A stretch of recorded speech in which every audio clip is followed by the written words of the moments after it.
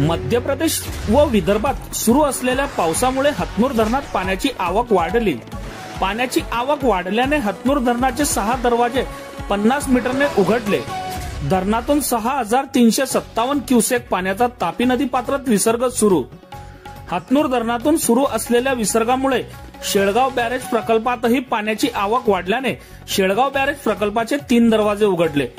तापी नदीत विसर्ग सुरू असल्यामुळे नदीतील बंधारे झाले ओव्हरफ्लो। जळगाव जिल्ह्यातील सर्वात मोठे पाणलोट क्षेत्र असलेल्या हतनूर धरणात पाण्याची आवक वाढल्याने धरणाचे 6 दरवाजे 50 मीटरने उघडण्यात आले असून धरणातून 6357 क्युसेक पाण्याचा विसर्ग हा तापी नदी पात्रात सोडण्यात येत आहे। मध्य प्रदेश व विदर्भात झालेल्या पावसामुळे हतनूर धरणात पाण्याची आवक वाढली असून धरणातील पाणी साठा नियंत्रित करण्यासाठी धरणाचे 6 दरवाजे उघडून तापी नदी पात्रात पाण्याचा विसर्ग केला जात आहे। तर तापी नदीमध्ये विसर्ग सुरू असल्याने तापी नदीवरील बंधारे झाले ओव्हरफ्लो। बघत रहा